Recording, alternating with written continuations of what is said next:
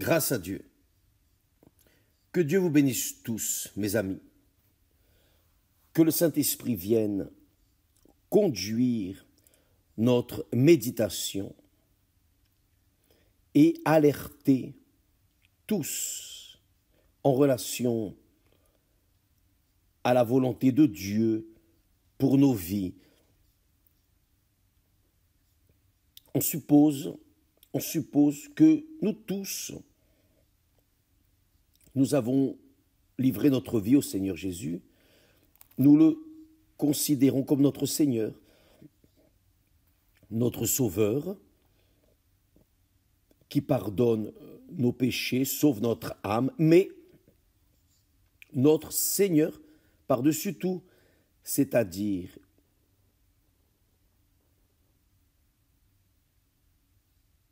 nous nous tournons vers la communion avec notre Seigneur Jésus. Comme c'est arrivé à l'époque d'Adam et Ève, ils ont été expulsés, ils sont morts pour Dieu. Pourquoi? Parce qu'ils se sont séparés de Dieu. Ils ont désobéi, ils ont fait leur volonté au lieu de faire la volonté de Dieu. Ils ont mangé le fruit interdit. Et alors, nous tous, nous en souffrons les conséquences. Quand quelqu'un revient à Dieu, oh mon Dieu, pardonne-moi. Je crois dans le Seigneur, je crois dans ta parole, je crois en toi.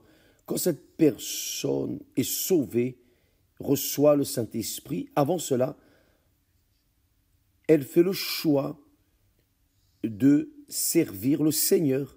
Le Seigneur, il devient son Seigneur, c'est-à-dire lui, c'est lui qui va faire sa volonté dans notre vie. Nous allons faire sa volonté ici sur terre. Donc, c'est un point pacifique. Donc, quand la personne remet sa vie au Seigneur Jésus et fait de lui son Seigneur, alors elle devient servante, elle va obéir à sa voix. Le Seigneur Jésus a dit, voyez bien, en relation à ce thème, le Seigneur Jésus a dit, car Dieu a envoyé son Fils au monde, non pour condamner le monde, mais pour que le monde soit sauvé par lui. Celui qui croit en lui n'est point condamné, mais celui qui ne croit pas est déjà condamné.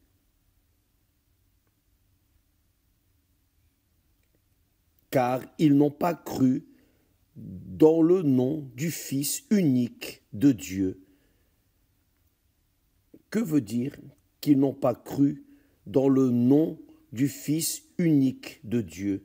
Dieu a envoyé son Fils donner sa vie pour sauver ceux qui croient en lui, qui l'acceptent comme Seigneur. Donc, à travers du Seigneur Jésus, Dieu n'avait qu'un Fils. Dieu n'avait qu'un Fils unique. Unique. Son Fils unique, qui est le Seigneur Jésus. Dieu Père, Dieu Fils et Dieu Saint-Esprit.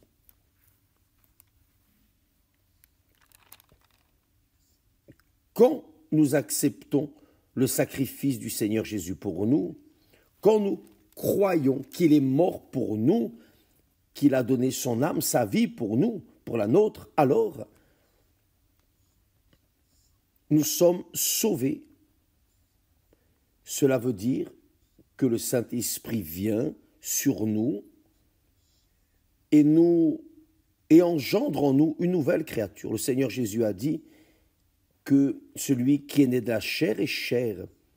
Je suis né de la chair dans ce monde. Mais quand j'ai accepté le Seigneur Jésus, quand je lui ai livré ma vie, j'ai assumé un engagement avec lui. Alors, il m'a fait enfant de Dieu. Donc, Dieu a cessé d'avoir un fils qui était le Seigneur Jésus, il m'a aussi gagné. Donc, en Jésus, je suis fils de Dieu. Et vous aussi, donc chaque personne qui croit dans le Seigneur Jésus-Christ n'est pas condamné. Pourquoi? Car en Jésus, nous sommes sauvés. En Jésus, nous devenons enfants de Dieu. Évidemment, c'est l'œuvre du Saint-Esprit. C'est lui qui vient sur nous et nous engendre une nouvelle créature. Le Seigneur Jésus a aussi dit au chapitre 3 de Jean que ce qui est né de la chair est chair. Et ce qui est né de l'Esprit est esprit. Ce qui est né du Saint-Esprit est esprit, c'est-à-dire il est spirituel, c'est un être divin, il est enfant de Dieu. Il peut appeler Dieu Père, car il est enfant. C'est pour cela aussi que dans la prière, le Seigneur Jésus a enseigné les disciples. Voici comment vous prierez. Notre Père qui est aux cieux, c'est-à-dire, vous pouvez l'appeler Père, car il va vous écouter. Pourquoi? Car la personne est enfant. Donc, vous voyez la différence entre ceux et ceux qui ne sont pas enfants de Dieu. Il doit y avoir une différence. Dieu dit en Malachie, vous verrez de nouveau la différence entre celui qui sert Dieu et celui qui ne le sert pas. Il doit y avoir la différence. Donc, cette différence est vue précisément à travers cette condamnation. Celui qui croit en lui, qui croit dans le Seigneur Jésus, qui livre sa vie, se marie à lui, c'est-à-dire assume la foi en lui dans ce monde, n'est point condamné. Mais celui qui ne croit pas est déjà condamné. Mais celui qui ne croit pas est déjà condamné. Et je pensais, mon Dieu, quelle est cette condamnation? Quelle est cette condamnation? Il est déjà condamné. Et après il dit, et la condamnation est la suivante, voyez, et la condamnation est la suivante, c'est que la lumière, se référant au Seigneur Jésus, la lumière du monde, la lumière est venue au monde et les hommes ont aimé davantage les ténèbres que la lumière, car leurs œuvres étaient mauvaises. Leurs œuvres étaient mauvaises, car celui qui fait le mal est la lumière et ne vient pas à la lumière, afin que ses œuvres, évidemment, les œuvres mauvaises, ne soient pas réprouvées. Cela est très important de lire, de méditer et de penser, car nous sommes condamnés ou nous sommes sauvés. Qui est condamné à cause, par le fait de prendre la décision de rejeter l'unique qui peut sauver. Et qui est sauvé? C'est celui qui accepte non seulement de dire « Oh, j'accepte le Seigneur Jésus comme mon sauveur », mais d'assumer cette acceptation comme un mariage.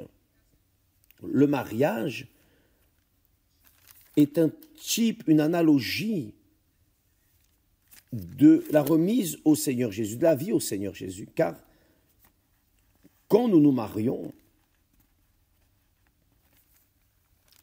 personne ne nous oblige à nous marier. Le mariage est quelque chose de personnel, de la volonté personnelle. Donc, vous rencontrez une autre personne, vous ajustez vos pensées avec les siennes et alors vous décidez de vous marier, c'est-à-dire vous devenez une seule chair. Vous livrez votre vie à cette personne et vice-versa. Donc, dans cet engagement, ce compromis qui se fait sur l'autel, ce compromis assumé sur l'autel, devant Dieu, comme témoin principal, cela est éternel, c'est fini. C'est-à-dire, c'est terrestre. L'éternité, c'est autre chose, mais ici sur terre, il représente le Seigneur Jésus et elle représente l'Église du Seigneur Jésus. Le fiancé et la fiancée. Donc, lorsque l'on se livre, les deux deviennent une seule chair, une seule chair. Lorsqu'on livre la vie au Seigneur Jésus, c'est la même chose. C'est un compromis assumé de sa part envers nous et de notre part envers lui. Quand nous nous livrons à lui, il est esprit. Donc, pour faire cela, nous devons en esprit lui livrer notre vie, c'est-à-dire notre pensée, notre intellect, notre rationnel, notre volonté. Et alors nous lui livrons. Et comme il est écrit, celui qui s'attache au Seigneur, c'est-à-dire qui se marie, se livre au Seigneur, est un seul esprit avec lui. C'est pour cela que ces personnes ne sont pas condamnées. Le Seigneur Jésus dit ici, celui qui croit en lui n'est point condamné, n'est point condamné. Mais celui qui ne croit point est déjà condamné. C'est le cas par exemple. Nous savons que j'ai su hier, ces derniers jours, qu'au carnaval, ce dernier carnaval, les personnes injectaient des virus de maladies contagieuses et allaient vacciner les personnes durant le carnaval, c'est-à-dire passant à d'autres personnes le virus du VIH, le virus de maladies et d'autres infirmités, etc., passer de corps en corps. Et selon ce que j'ai su, un médecin a reçu plus de 100 patients qui ont été contaminés pendant le carnaval. Et je pensais, mais comment est-ce possible qu'une personne soit si mauvaise, perverse, de vouloir faire le mal à d'autres personnes qu'elle ne connaît même pas, C'est absurde. Mais c'est ce qui est arrivé. Et pourquoi est-ce que cela est arrivé? J'ai reçu la réponse ici. La réponse est là. Elle est là. Ceux qui vivent dans les ténèbres fuient de la lumière pour que leurs œuvres ne soient pas vues. Donc, ça, ce sont ceux qui sont condamnés. Ce sont ceux qui vivent dans les ténèbres, qui font le mal, qui vivent du mal, jouissent du mal, qui détournent la vérité de Dieu en mensonge. Nous allons voir durant ces prochains jours ce que nous avons reçu et nous allons vous le transmettre. La vérité est que Dieu, mes amis, ne se laisse pas tromper ou moquer. Tout ce que l'homme sèmera, il le moissonnera. S'il sème le mal, il moissonnera le mal. S'il sème le bien, il moissonnera le bien. En son temps, il moissonnera ce qu'il a semé. Et cela est intéressant, très intéressant d'évaluer, parce que je demandais comment est-ce que c'est possible, comment est-ce que les personnes font le mal à d'autres qu'elles ne connaissent même pas. Mais pourquoi ont-elles fait le mal? Elles ont fait le mal car tous étaient dans le désordre, dans la fête de Satan, la fête du diable, le carnaval. Elles y étaient, donc elles sont soumises. La Bible dit que Dieu les a livrées à heurter au mal. C'est ce que je voulais que vous compreniez. Faites attention.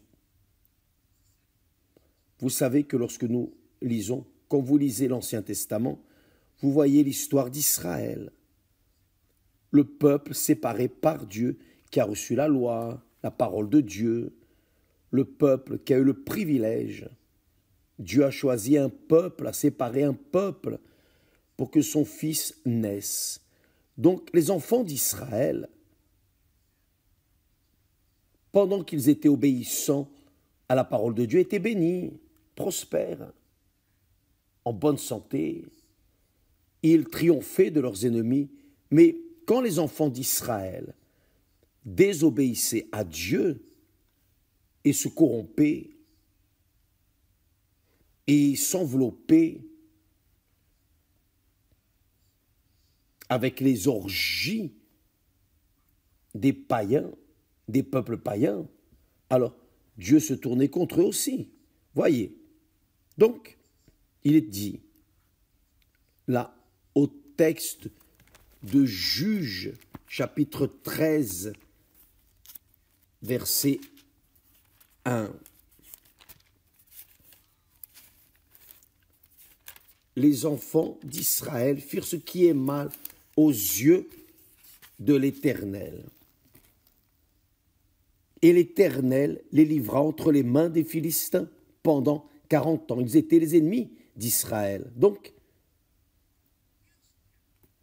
ce qui est arrivé dans le passé, dans l'histoire d'Israël, arrive dans l'histoire du christianisme. Arrive. La même chose.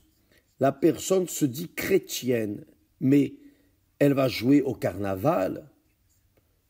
Qu'est-ce que cette personne veut? Elle veut plaire à Dieu. Elle veut entrer dans la présence de Dieu. Non.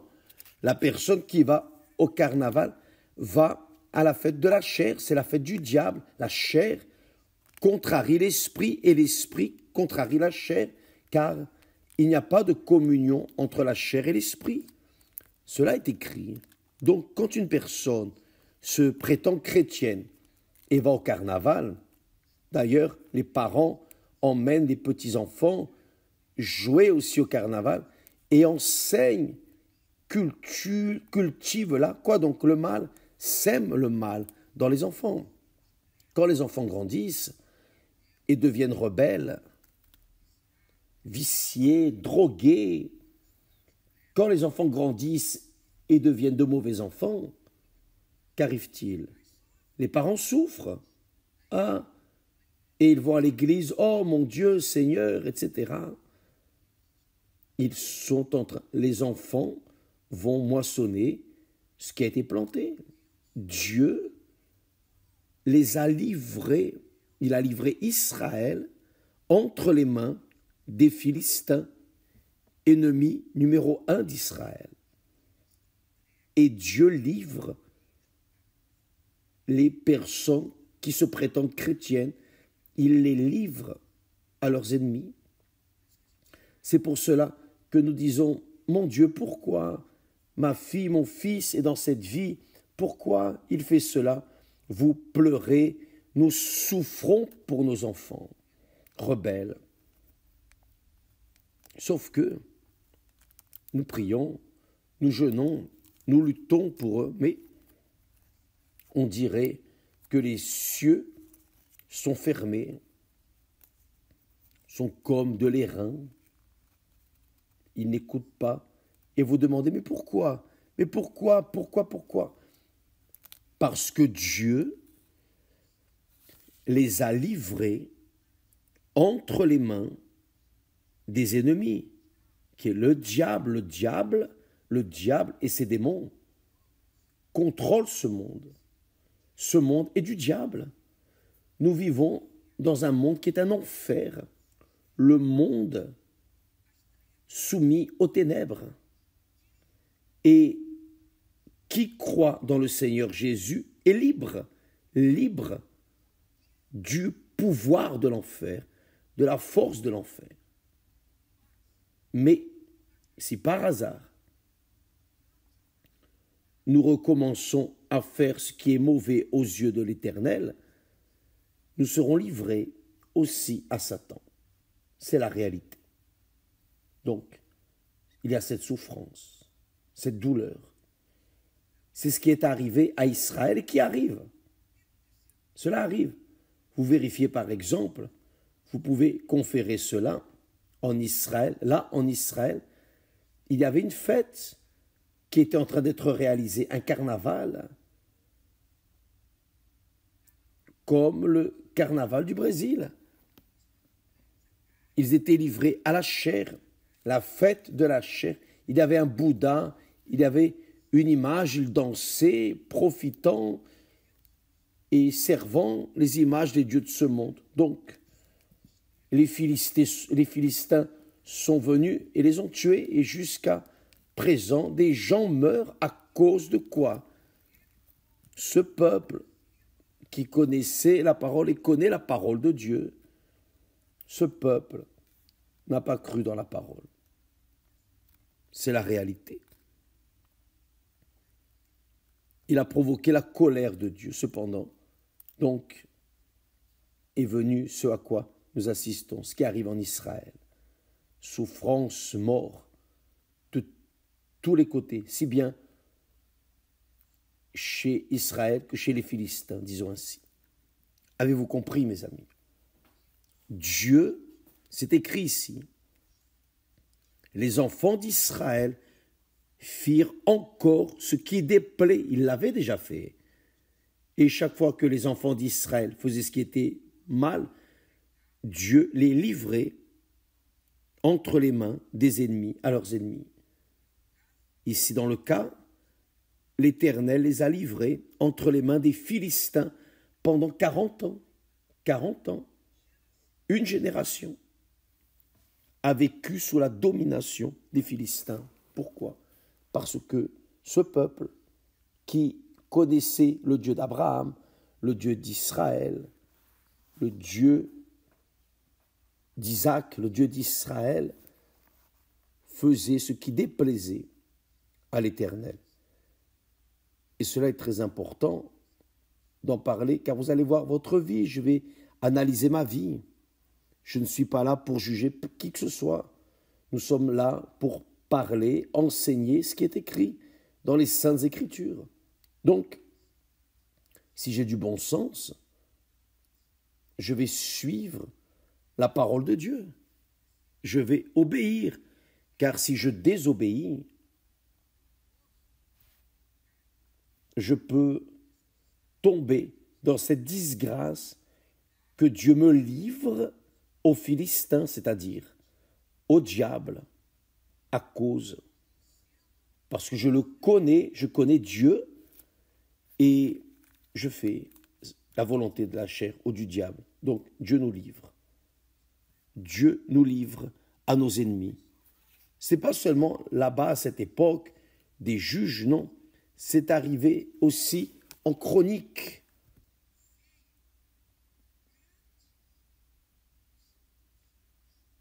Une grande colère de l'Éternel vint sur Juda et Jérusalem, la ville du grand roi. Est venue une grande colère de l'Éternel sur Juda et Israël. Je les ai livrés à la perturbation et aux moqueries, comme vous le voyez avec vos yeux. Car voici, nos pères sont tombés sous l'épée, et nos fils et nos filles et nos épouses également. Pour cela, ils furent en captivité. 2 Chroniques 29, versets 8 et 9.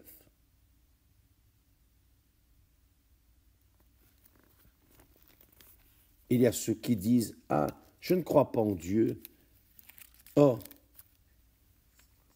regardez la situation. Les uns sont bénis et les autres sont maudits. Comment est-ce possible?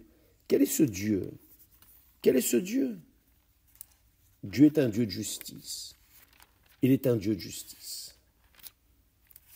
Il fait le bien, il sauve, il délivre, il libère. Mais si vous sortez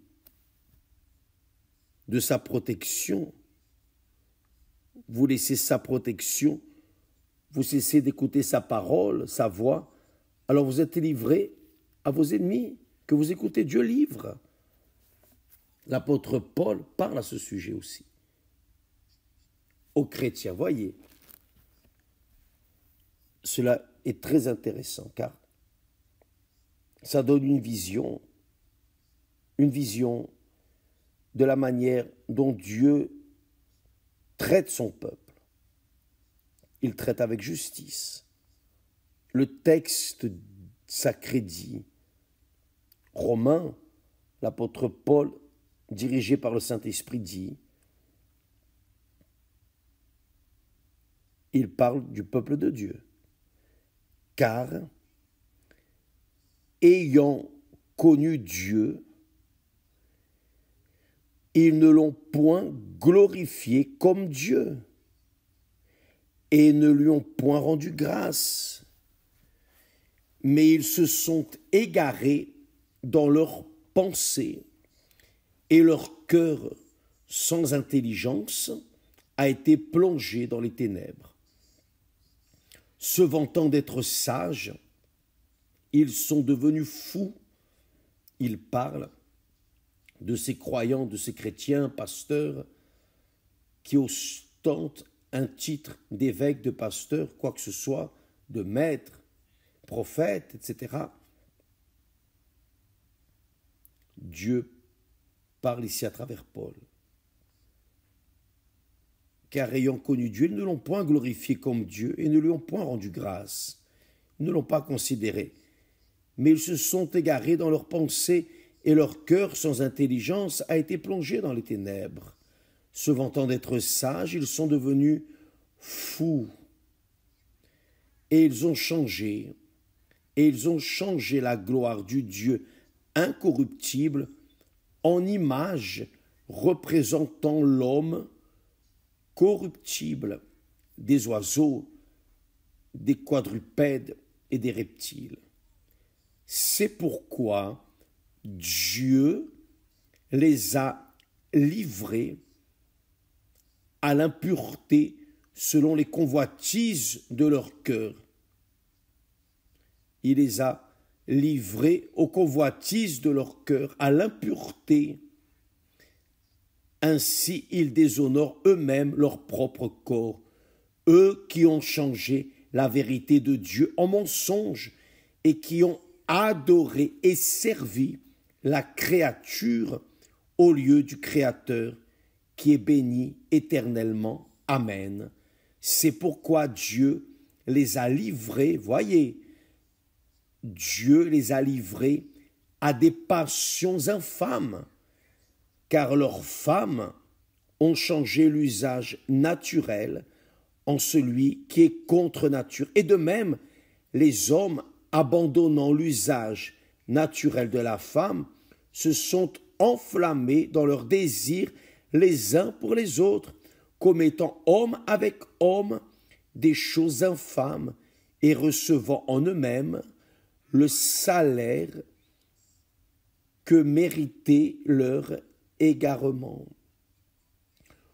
Comme ils ne se sont pas souciés de connaître Dieu, Dieu les a livrés à leur sens réprouvé pour commettre des choses indignes. Romains, chapitre 1, du verset 21 au verset 28. Donc, mes amis, ce qui attire ici l'attention, c'est le verbe livrer. Dieu les a livrés. C'est pourquoi Dieu les a livrés. Dans l'Ancien Testament, la même chose, il les a livrés. Dieu les a abandonnés aux passions infâmes, c'est-à-dire Dieu livre, il renonce. D'accord, vous voulez servir le diable, servez le diable, vous allez moissonner les fruits de votre maître. Donc, beaucoup de personnes meurent, beaucoup de personnes souffrent, beaucoup de personnes gémissent, Beaucoup de personnes disent ne pas croire en Dieu car il est mauvais. Non, Dieu est juste, parfait. Je ne défends pas Dieu car Dieu n'a pas besoin de défenseurs, d'avocats. Dieu n'a besoin que personne ne le défende. Sa parole dit déjà tout. Donc, si je choisis, si j'opte de faire ce qui est erroné, je vais être livré à mes passions infâmes et je vais payer le prix et je vais cueillir le prix. Pour cela, je serai condamné, je serai déjà en train d'être condamné dans ma vie personnelle. Échec, maladie, infirmité, divorce et tout l'enfer que ce monde présente. Mais si je me maintiens obéissant à la parole de Dieu, il me protège, il me garde, car il est mon Seigneur. Il est mon Seigneur. Donc c'est son obligation, une fois qu'il s'est livré pour moi, qu'il a payé le prix pour moi, je suis à lui. Le Seigneur Jésus a payé le prix pour mon salut. Donc, je suis sa responsabilité. Donc, si je suis obéissant à sa parole, alors c'est son obligation de prendre soin de moi. Si le diable vient, il n'arrivera à rien faire. Vous vous rappelez de cette dame qui a rendu le témoignage, on a mis il y a quelques semaines, elle a essayé pendant longtemps de me tuer avec de la sorcellerie, de la magie. Elle a perdu un appartement en sorcellerie juste pour en finir avec moi. Et je ne savais même pas. Et ce n'est pas seulement elle, mais d'autres aussi, des sorciers qui se sont unis pour essayer d'en finir avec ma vie. C'est l'obligation de Dieu de prendre soin de moi, car je suis à lui, je le sers, j'obéis à sa parole. Donc, il doit y avoir, oui, une responsabilité de sa part envers moi, comme il doit y avoir une obéissance de ma part envers lui. C'est le mariage, c'est l'alliance que Dieu a faite avec Abraham, Isaac, Israël, enfin avec son peuple. Mais quand le peuple cassait cette alliance, alors Dieu les livrait à leurs ennemis. Leurs ennemis faisaient la fête dans la disgrâce. Donc, mes amis, évaluez bien votre vie, car peut-être que vous pleurez, vous gémissez, vous souffrez pour une créature qui vit et qui aime les ténèbres. Et vous pleurez, vous perdez du temps pour votre vie, pour une personne que Dieu a déjà livrée au mal, à la condamnation. Et cette personne n'était pas un enfant, elle savait la vérité. Ici, vous pouvez bien lire l'apôtre Paul, dirigé par le Saint-Esprit, dit « Car ayant connu Dieu, le détail, car ayant connu Dieu, ils ne l'ont point glorifié comme Dieu et ne lui ont point rendu grâce. » C'est-à-dire, ils étaient chrétiens aussi. Donc l'Israël du passé, de l'Ancien Testament aujourd'hui, c'est le christianisme. Ce sont ceux qui se disent chrétiens ou croyants, mais qui certainement ne sont jamais nés d'eau et du Saint-Esprit, ne sont jamais nés de Dieu. Et c'est pour cela qu'ils vivent ou ont vécu une vie contraire à la volonté de Dieu. Nous allons parler plus à ce sujet, mais cela vaut la peine de méditer sur ce texte, car vous allez voir la différence entre celui qui sert Dieu et celui qui ne le sert pas. Vous allez voir la différence. Et vous êtes dans cette différence. Si vous servez Dieu, vous pouvez être sûr que Dieu prend soin de vous, comme il prend soin de moi. Maintenant, si vous ne servez pas, il vous livre. Ou si nous ne le servons pas, il nous livre à nos ennemis, aux convoitises de notre cœur, au désir impropre de notre cœur. C'est une question d'intelligence. La foi en Dieu est une question purement d'intelligence. Vous prenez connaissance de la vérité et la suivez. Et vous allez moissonner les fruits de votre obéissance. Maintenant, si vous connaissez la vérité et ne la suivez pas, vous allez moissonner les fruits pourris du mensonge. Et là, vous demandez, mais évêque, et ceux qui ne connaissent pas la vérité, c'est pour cela que Dieu en appelle beaucoup pour prêcher l'évangile, pour que tous connaissent la vérité, pour que la vérité les délivre. Que Dieu vous bénisse. Et demain, nous serons de retour ici, au nom du Seigneur Jésus, si il le permet, grâce à Dieu. Grâce à Dieu. Que Dieu vous bénisse, au nom du Seigneur Jésus. Amen.